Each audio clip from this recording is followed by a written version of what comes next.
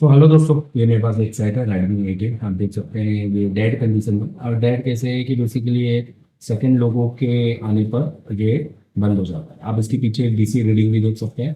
और अभी मैंने डीसी सप्लाई मशीन से कनेक्ट किया हुआ है। और जैसे ये देखिए सेकंड लोगो आएगा और सेकंड लोगो आने पर ये बंद हो जाएगा अपने आप ही। और रीडिंग धीरे धीरे जाके नीचे जाएगी। देखिए एकदम से 700 600 अभी भी अपना डिस्प्ले आना बंद हो गया है। तो रीडिंग धीरे धीरे नीचे जाएगी। ऐसा नहीं है कि एकदम से जीरो जीरो जाएगी। ठीक है, प्रॉपर धीरे धीरे जाएगी। इसका मतलब ये बंद हो चुका। अब मैं इसको एक बार फिर से पावर की यहाँ से दबाता हूँ और दिखाता हूँ आपको। तो ये फिर से चालू हो जाएगा। तो ये सेकंड लोगों पे आके बंद हो रहा है। किसी दुकानदार का है और उसने कहा है कि उसने नेटवर्क सेक्शन में काम किया है इसमें और किसी सेक्शन में काम नहीं हुआ है। आइए हम समझते हैं कि यहाँ पर हमें कहाँ काम करना है। देखिए ये इसका बोर्ड व्यू है। अगर हम इसकी बोर्ड की बात करें तो सबसे पहले हम बोर्ड व्यू देख लेते हैं। जैसे कि फॉर एग्जांपल मैंने देखिए मल्टीमीटर कनेक्ट करके रखा हुआ है यहाँ पर। मैंने अभी पीसीबी बाहर निकाल कर आपको यहाँ पर दिखाता हूँ। देखिए इसका सीपीयू लगा हुआ है, एमएमसी लगा हुआ है, एडी सीपीयू है, यहाँ पर पीएमआई लगा हुआ है। अभी तो कहीं पर भी यहाँ पर काम नहीं हुआ है और फुली ब्लैक पोस्टेड है। अभी ज़्यादातर यही दिमाग में रहेगा कि कहाँ हम पहले काम करें। हमें यही नहीं पता होता है कि अभी यहाँ पर सेकंड लोगों को रीस्टार्ट हो रहा है। तो रीस्टार्ट नहीं, एकदम बंद ही हो जा रहा है। तो इस पर कहाँ काम करें, क्या ऐसा कि एलडीओ तो खराब नहीं है। तो जनरली ऐसा नहीं करना है। हमें हमेशा स्टेप टू स्टेप चलना है। सबसे पहले हमें सारे कैपेसिटर्स जो कि इंपॉर्टेंट कैपेसिटर्स हैं हमें वहाँ पर काम करना है, क्योंकि ये प्रॉब्लम एलडीओ के शॉर्ट होने से भी हो सकता है। जरूरी नहीं है, हो सकता है हेल्थ की भी प्रॉब्लम हो, इमरजेंसी रिवॉल्व करना हो, सीपीयू रिवॉल्व करना हो। आप देख सकते हैं बग एकदम सही है। बग पर इतना कम जीआर आ सकता है। तो ऐसा नहीं है कि बग इसका शॉर्ट है। बहुत से लोग अभी इसको शॉर्ट ही मानते हैं। खैर हम यहाँ पर आप देख सकते हैं कैपेसिटर हमारे यहाँ पर हमें जरूर चेक करना है। हमें ना कुछ सेक्शन ऐसे हैं जहाँ पर हमें बिल्कुल काम करना है। बट हमें ये भी ध्यान रखना है कि कहाँ काम हुआ है। तो हमें पहले वहाँ का भी सेक्शन देखना है। आप जैसे कि देख सकते हैं यहाँ पर मैंने एक सारी बग लाइनों को चेक कर रहा हूँ। यहाँ पर मेरा ईवीएल है और मेरा रूट है, मैं उसको भी एक बार चेक कर रहा हूँ। तो इससे हमें पता चलता है कि हमें कहीं, क्योंकि ये जो एलडीओ होते हैं ये भी एक एलडीओ पॉइंट है अगर हम 1.8 की बात करें यहाँ पर। और पीएमआई के आसपास भी कुछ कैपेसिटर हमें चेक कर लेना चाहिए। तो पीएमआई अभी मैंने प्रॉपर तरीके से चेक नहीं किया, क्योंकि प्रॉपर तरीका इसका सील निकालने के बाद ही चेक होता है। तो नॉर्मली ऊपर ऊपर से हम इसको चेक करते हैं। अभी प्रॉपर तरीके में इसको देखिए, एनटीसी में भी बहुत बार दिक्कत आती है। इसके एनटीसी लाइन खराब होने पर भी ये रिबूट करता है। तो ये बेसिकली एक कॉमन फॉल्ट भी है। बट बहुत सारे टेक्नीशियन इससे ये चीज़ नहीं जानते हैं। अब देखिए मैं इसका थोड़ा सा जो सील्ड है वो कटर से निकालूंगा। अभी हीट देखिए इसलिए नहीं निकालूंगा क्योंकि ये बोर्ड देखिए बहुत ही पतला बोर्ड लेयर का होता है और थोड़ी सी हीट देने पर ये फूल सकता है और इसका कस्टमर का डाटा चला जाएगा। तो यहाँ पर कोई दिक्कत नहीं है। ऐसा कोई आराम से अगर ट्रैक निकालेंगे और अगर वो छिलता भी है तो ट्रैक निकलते नहीं है। फोन नॉर्मली रहता है। जनरली उखाड़ने पर ट्रैक निकलता है। हमें बस हल्के से निकालना है। तो हम धीरे धीरे उसको निकाल रहे हैं। ठीक है, हर हर टाइम मतलब नॉट एवरी टाइम हमें सील को कटर से निकालना चाहिए। और ये भी सही है कि नॉट एवरी टाइम हमें हमेशा असेंबली का यूज करना चाहिए। हमेशा दिमाग लगाना चाहिए। टेक्नीशियन हर दिमाग अपने दिमाग से काम करता है। देखिए यहाँ पर नेटवर्क सेक्शन में जैसे कि आपने देखा यहाँ पर काम हुआ है। नहीं तो यहाँ पर सील्ड लगी होती है, एटीटी के ऊपर भी लगी होती है और ओजीपीए पे भी लगी होती है। यहाँ पे एक एनटीसी भी होता है। अभी मैं इस पे भी काम करूंगा। पर पहले मैं इसमें और देखना चाहता हूँ जहाँ काम हुआ है। आप देखिए यहाँ पर नेटवर्क सेक्शन पे पूरा काम हुआ है। तो नेटवर्क सेक्शन भी पूरा काम हुआ है। इसके डुप्लेक्सर हो गए, इसके फिल्टर हो गए। 2GPF हो गया फिल्टर, आपके डुप्लेक्सर होते हैं और उसके बाद आपके फिल्टर होते हैं। तो मैं एक बार WTR पे भी चेक कर लेता हूँ उसके आसपास के कैपेसिटर की मुझे क्या रीडिंग मिल रही है। थोड़ा सा मेरा मल्टीमीटर ज़्यादा रिस्पॉन्स नहीं कर रहा है क्योंकि मेरे जो डिस्प्ले है उसमें ज़्यादा दिख रहा है, पहले दिख रहा है और थोड़ा सा लैग आ रहा है। तो यहाँ पर जैसे कंपोनेंट को मैं चेक कर रहा हूँ, कोई भी कंपोनेंट भी शॉर्ट नहीं मिल रहा है। पर मुझे यहाँ पर जो है ना ये एक्सो की जो लाइन है यहाँ पर मुझे कोई एक प्रॉब्लम हल्की सी दिखाई दी है, इसलिए मैं आपको यहाँ पर दिखाना चाहता हूँ।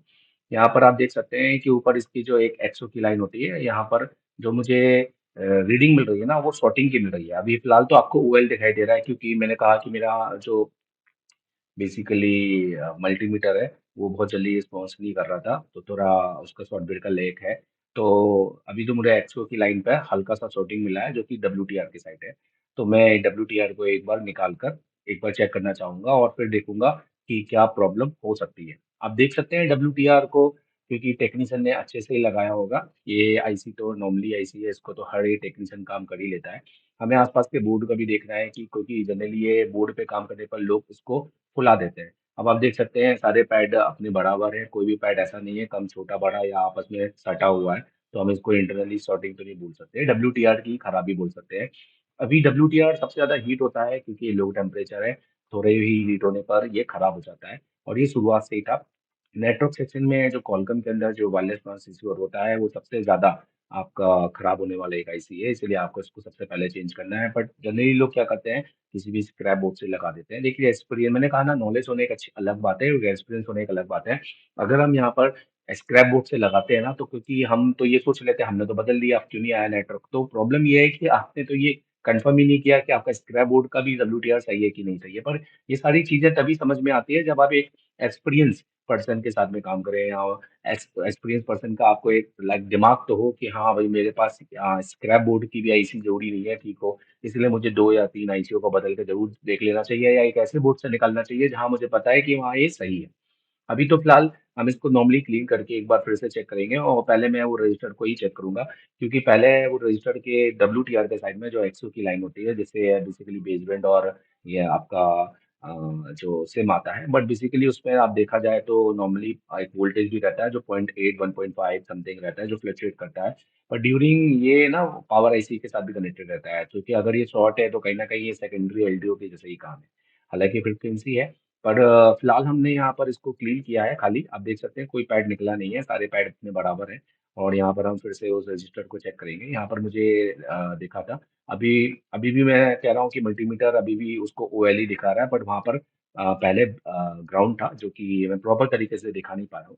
कोई दिक्कत नहीं है, कभी कभी वीडियो शूटिंग में या जल्दी जल्दी में ये चीज हो जाती है प्रॉपर तरीके से।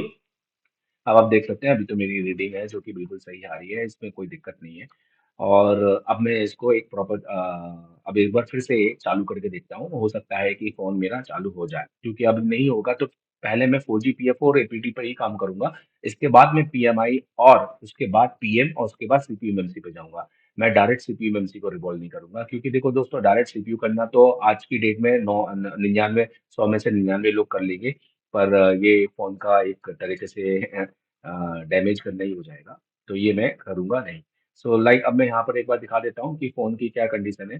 तो देखिए फ़ोन है ना, चार्जर पे लगाया मैंने, और इसका ना जो बैटरी है वो काफ़ी कम है, तो थोड़ा-सा इसका जो बैटरी है मैं उसको थोड़ा बूस्ट करना चाहता हूँ, क्योंकि मुझे लग रहा है कि ये फ़ोन थोड़ा अब मुझे एक्टिवेट ऑन होता हुआ दिख रहा है अभी, क्योंकि ऑन तो पहले भी था पर सेकंड लोगों पे जाकर ये ऑफ हो जा रहा था, क्योंकि उस टाइम पे ये 0.03 मिली एम्पेयर ले रहा था अगर हम चार्जिंग पोर्ट की बात करें, पर ये भी थोड़ा 0.4 ले रहा है। तो इसका मतलब है मुझे बैटरी का थोड़ा-सा, क्योंकि बैटरी इसकी पूरी डाउन होगी, अगर मैं बैटरी को थोड़ा-सा भी उठा दूँ, क्योंकि बैटरी के अंदर ना एक थ्रेशोल्ड होता है, एक लिमिट होती है, जब तक वो अपनी लिमिट से ऊपर नहीं हो तब तक वो चार्ज ही नहीं होती है।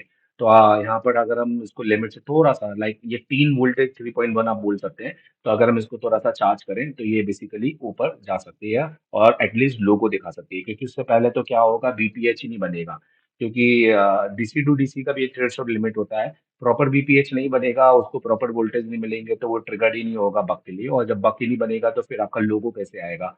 तो ये कॉमन सेंस है, और हमें हमेशा ये सारी चीजें सीखनी चाहिए पहले, रिपेयर करने से पहले, किसी भी चीज से पहले हमें आइडिया लेना चाहिए, तब हमारा रिपेयरिंग आसान हो जाता है। और शुरू में हमें टाइम लगता है, शुरू में देखिए हर चीज में टाइम लगता है, और उसमें कोई भी चीज नहीं है, जब आप बच्चे थे आप बड़े हुए उसमें भी टाइम लगा, आप 2 दिन के अंदर तो आप बड़े नहीं हो गए ना।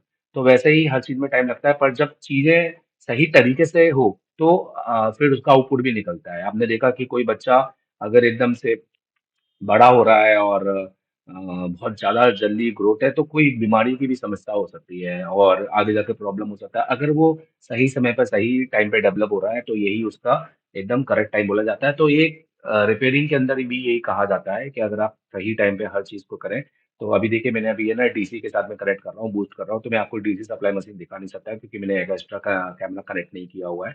अब मैं यहाँ पर इसको प्रॉपर वे में एक बार फिर से, क्योंकि मैंने 10 सेकंड का एक बूस्ट कर दिया था इसको, और इसके बाद में ये एक थोड़ा-सा वोल्टेज के बूस्ट हुए होंगे। अब इसको मैं लगा के दिखाऊँगा आपको कि ये प्रॉपर्ली ऑन हुआ है कि नहीं हुआ है। ठीक है?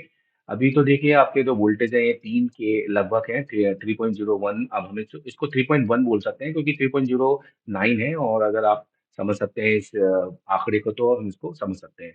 सो देखिए यहाँ लगाने पर मुझे चार्जिंग का डिटेल आया है, जो अभी फ़िलहाल तो मैं आपको दिखा नहीं पा रहा हूँ माइक्रोस्कोप से, तो मैं आपको इसको अलग से अपने कैमरे से रिकॉर्ड करके दिखाऊँगा, पर मैं थोड़ा-सा इसको चार्ज कर देता हूँ, फिर मैं आपको दिखाता हूँ। यहाँ हमारा बेसिकली जो पहले चार्जिंग का भी नहीं आ रहा था, वो अब चार्जिंग का यहाँ पर हमें आ गया है।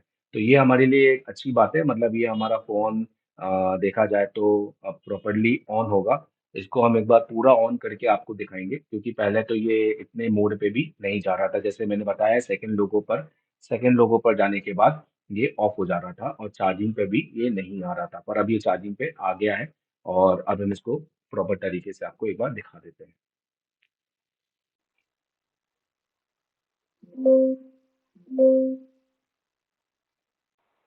तो यहाँ पर मैं आपको दिखा सकूँ तो देखिए रेडमी का लोगो आ गया है और पहले ये नहीं आ रहा था, चार्जिंग में मैंने आपको हालाँकि दिखा नहीं पाया और यहाँ पर परसेंटेज आ गया। परसेंटेज आने का मतलब ये प्रॉपर तरीके से पूरी तरीके से बूट करेगा और मैं आपको इसको बूट करके भी दिखाऊँगा, क्योंकि जो पहले आप देख रहे थे कि ये हमारा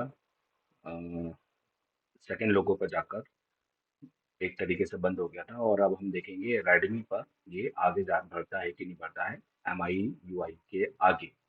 तो ये एक छोटा-सा ही फ़ॉल्ट था और टेक्नीशियन घबरा जाते हैं जनरली ऐसा काम करने के बाद में, और कस्टमर के डाटा होने की वजह से फिर उनको ये फ़ोन किसी बड़े टेक्नीशियन को देखिए ये फ़ोन पूरी प्रॉपर तरीके से ऑन हो गया है और टच भी काम कर रहा है। Thank you very much.